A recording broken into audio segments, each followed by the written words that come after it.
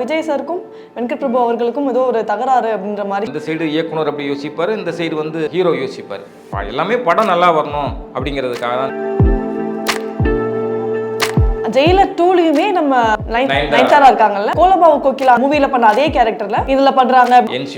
NCU சின்ன சின்ன budget படங்களாம் மாற்று சினிமா, மாற்று கதையை கொண்டு வராங்க. நீங்க என்னன்னாக்கா ஒரே மசாலாவை அரைச்சிக்கிட்டே இருக்கீங்க. கொஞ்சம் மாறி வாங்க சார், கிரைண்டர்லாம் வந்துடுச்சு. இந்தியன் 3-ஆ? ஆமா ஆமா, மீந்து போன சாப்பாட்டு இட்லியோ உப்மாவா கன்வெர்ட் ஆகிற மாதிரி.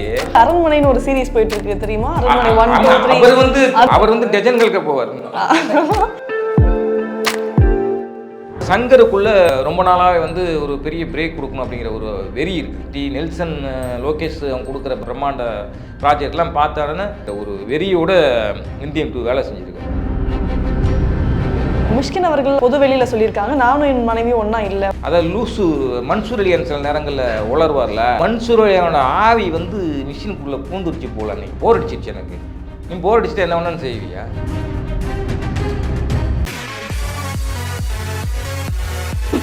ஃப்ரைடே ஃப்ளெக்ஸ் நேயர்களுக்கு வணக்கம். நான் உங்கள் ரஷிகா. இன்னைக்கு நம்ம கூட இணைஞ்சிருக்கிறது தஞ்சை அமரன் அவர்கள். வணக்கம் சார். வணக்கம். விஜய் சாரோட நெக்ஸ்ட் மூவி வந்துட்டு வெங்கட் சார் டைரக்ஷனில் கோட்டுன்னு சொல்லிட்டு இப்போ ஒரு மூவி வருது. அதில் விஜய் சாருக்கும் வெங்கட் பிரபு அவர்களுக்கும் ஏதோ ஒரு தகராறு அப்படின்ற மாதிரி, ஷூட்டிங் ஸ்பாட்டில் தகராறு அப்படின்ற மாதிரி ஒரு சர்ச்சை வந்திருக்கு. அது எப்படி, எந்த அளவுக்கு உண்மை இருக்குதுல? இல்லை, ஒன்றும் வாய்க்கா வரப்பு தகராறுலாம் கிடையாது. வெங்கட் பிரபு வந்து ஜாலியாக படம் பண்ணக்கூடிய ஆள். அவர் வந்து எந்த ஹீரோடையும் சண்டை போகிறதோ அல்லது எந்த ஹீரோவும் அவரோட சண்டை போகிறதும் வந்து இருக்காது எனக்கு தெரிஞ்சு. நடக்காத விஷயம். ஆனால் எந்த ஒரு படம் போகிறப்ப, எந்த ஒரு பெரிய ப்ராஜெக்ட் போகிறப்ப இயக்குனருக்கும் இல்லை டெக்னீஷியனுக்கும் ஹீரோவுக்கும் கண்டிப்பாக ஒரு தர்க்கம் வரும், ஒரு கருத்து வேறுபாடு ஒரு கட்டத்தில் வரும், முட்டிக்குவாங்க. அது நடக்கும். எல்லாமே படம் நல்லா வரணும் அப்படிங்கிறதான இந்த சைடு இயக்குனர் அப்படி யோசிப்பார், இந்த சைடு வந்து ஹீரோ யோசிப்பார்.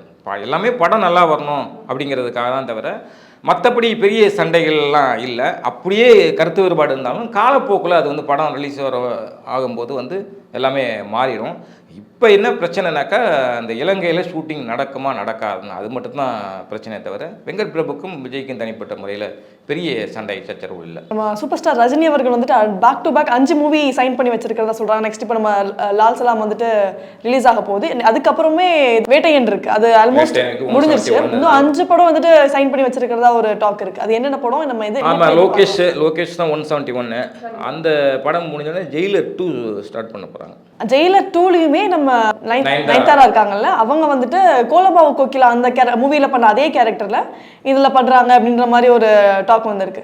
இது வந்துட்டு நம்ம எப்படி எடுத்துக்கலாம்? LCU மாதிரி இது நம்ம நெல்சன் சினிமாட்டிக் யூனிவர்ஸ் NCU எடுத்துக்கலாம். NCU இந்த வியாதி சமீபத்தில் தமிழ் சினிமாவில் பயங்கர வியாதி ஆகிப்போச்சு. ஆமா, சினிமாட்டிக் யூனிவர்ஸ். ஆமாம், அது வந்து ஒரு ஹாலிவுட் ஃபார்முலா. அது இங்கே வந்து ஒரு படத்தோட ஒரு காட்சியோ ஒரு வசனமோ ஏதோ ஒரு சீக்வன்ஸையோ வந்து அதோட தொடர்ச்சியாக இது பண்ணாலும் ஒரு LCU அப்படின்ட்டு இது பண்ணாங்க. இன்னொன்று அந்த LCU வந்து டாக்குமெண்ட்ரியாக எப்படி அது உருவாக்கப்பட்டது, எப்படி வந்தது வளர்ந்தது அப்படிங்கிற ஒரு விஷயத்தையே ஒரு டாக்குமெண்ட்ரி மாதிரி பண்ணி OTTக்கு விற்க போகிறதா ஒரு தகவல் இருக்குது. புது தகவல் நான் சொல்கிறேன். Okay okay okay. லோகேஷ் வந்து அந்த எப்படி அந்த ஐடியா வந்துச்சு அப்படின்ற. ஆமாம், அப்படி ஒரு இது இருக்குது.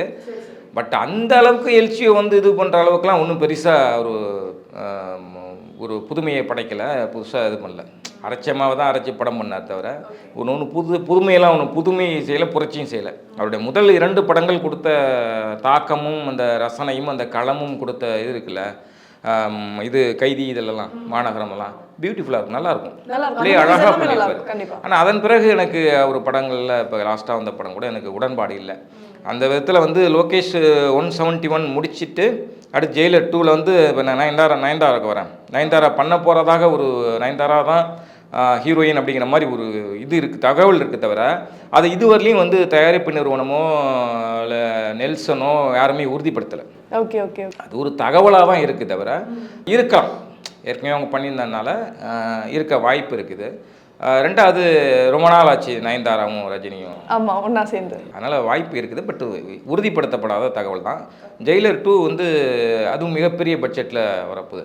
ஆனால் இந்த ஜெயிலர் 2வாது ஜெயிலருடைய சாயல் இல்லாமல் பொதுவாக ஒரு படத்தோட 2ஆம் பாகம்னா அந்த படத்தோட தொடர்ச்சியாக இருக்கும். ஆனால் இப்போ உள்ள ட்ரெண்டு அப்படியெல்லாம் இருக்கணும்னு அவசியம் இல்லை. வேற கதை மொத்தமாக நம்ம எடுத்துக்கலாம். மொத்தமாகவே இது அது டைட்டில் வந்து ரீச் ஆனதுனால அதை வச்சுட்டு வேற ஒரு களத்திலே கதையில் விளையாடலாம்.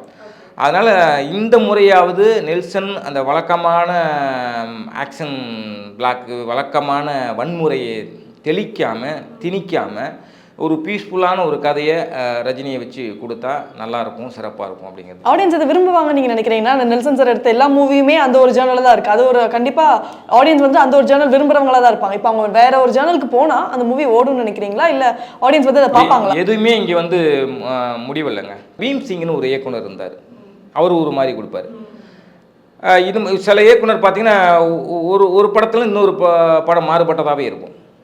அப்படி தான் படம் கொடுக்கணும், அப்படி தான் படைப்பாளன் எடுக்கணும். ஒரே மாதிரி ஒரே ஜேனரில் கொடுக்கக்கூடாது. அதுக்கெல்லாம் இந்த ராம்கோபால் வர்மா மாதிரி போன்ற இயக்குனர்கள் இருக்காங்க. வேறு வேறு கதையை சொல்லப்படாத கதை எவ்வளோ இருக்குது, சொல்லப்படாத காட்டப்படாத களம் எவ்வளோ இருக்குது. இப்போ தங்கலான்னா எவ்வளோ எதிர்பார்ப்பு இருக்குது தங்கலான் படத்துக்கு. ஆமாம் ஆமாம். அந்த மாதிரி ஒரு களத்தை நீங்கள் பிடிச்சி அந்த மாதிரி ஒரு கதையை பிடிச்சி மக்களுக்கு பொழுதுபோக்காகவும் இருக்கணும். அதே மாதிரி கண்டென்ட் உங்களுக்கு பேசப்படுறதாகவும், கண்டென்ட் வந்து ஏதோ ஒரு விஷயத்தை மக்கள் மனசில் விதைக்கிற மாதிரியும், நல்ல விஷயத்தை விதைக்கிற மாதிரியும், அது ஒரு விஷயத்தை கிளறி விடுற மாதிரி அப்படி பண்ணும் ஒரு விழிப்புணர்வு. அது இல்லாமல் வித்து குட்டு ரத்தம் குடலை உருவி மாலையாக போடுறது இந்த மாதிரி இல்லாமல் நீங்கள் வேறு ஜேனரில் யோசிச்சிங்கனாக்கா உங்களை வந்து கொண்டாடும். நீங்கள் இதை தான் கேட்பாவேன், என்கிட்ட இதை தான் எதிர்பார்க்க நீங்கள் முடிவு பண்ணாதீங்க. நீங்கள் ஃபஸ்ட் கொடுத்து பாருங்கள், நல்லா இருந்தால் கண்டிப்பாக ஏற்றுப்பான். நெல்சன்ட்டு எனக்கு வந்து லிட்டர் கணக்கில் ரத்தமும் டன் கணக்கில் தோட்டாக்களும் துப்பாக்கிகளும் வேணும்னு எந்த ரசிகனும் கேட்கல.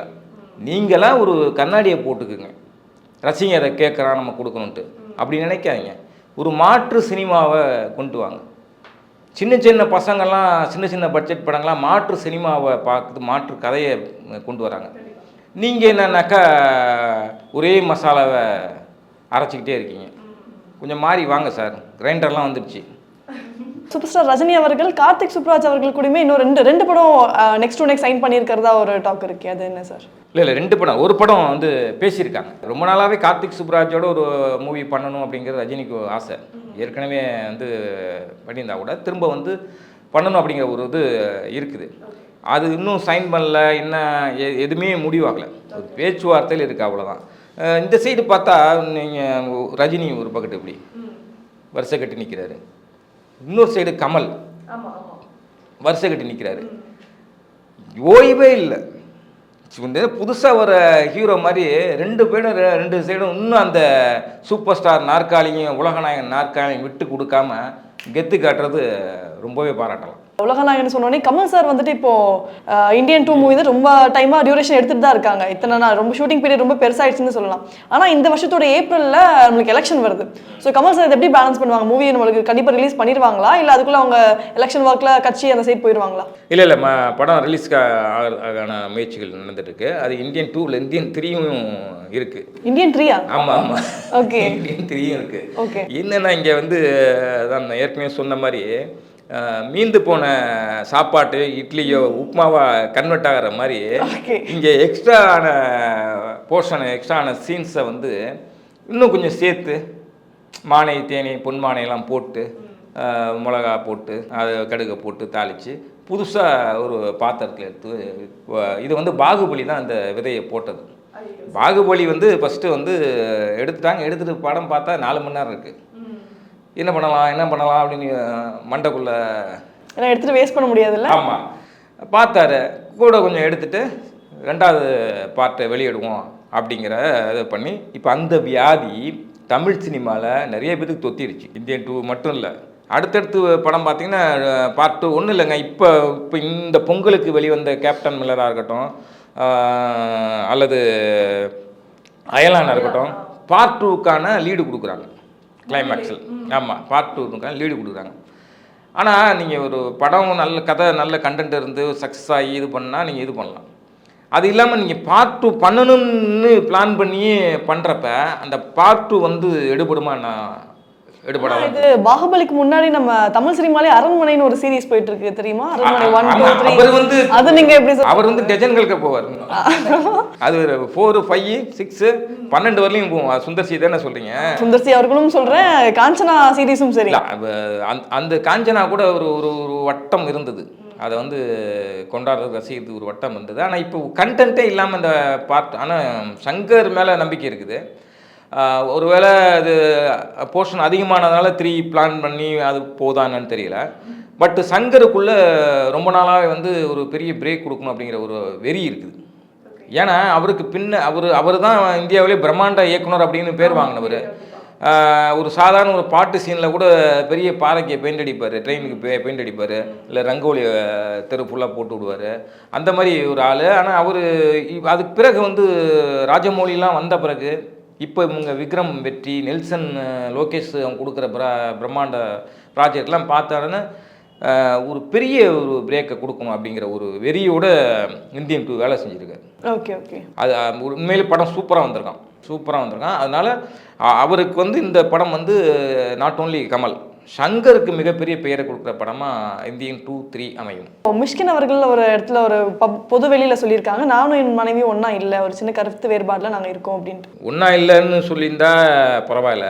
அவர் சொன்ன அந்த வார்த்தைகள் இருக்குல்ல, என் மனைவி புனிதவதி, ஓகே, ஒரு துளி கூட தவறான நபர் கிடையாது, பரிசுத்தமானவள், கலங்கள் அப்படி இப்படின்லாம் கள்ளங்கப்படம் முற்றமுதான், எனக்கும் அவளுக்கும் எந்தவித பிரச்சனையும் இல்லை, ஆனால் நாங்கள் பிரிந்து விட்டோம் அப்படின்னு சொல்லிட்டு கடைசியாக சொன்னது தான் கெக்கப்பக்கைன்னு சிரிக்கிற மாதிரி. இது போர் அடிச்சிருச்சு எனக்கு, ஓரளவு போர் அடிச்சிருச்சு.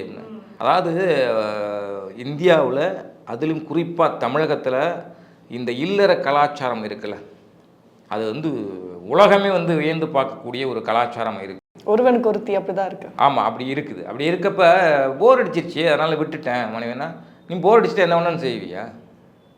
முதல்ல அது அந்த நீ ஒரு பொறுப்பான இயக்குனர், ஒரு சினிமா கொடுக்குற படைப்பாளன், நிறைய படிப்பாளி, நிறைய படிக்கக்கூடிய ஆள், புத்தக புழு.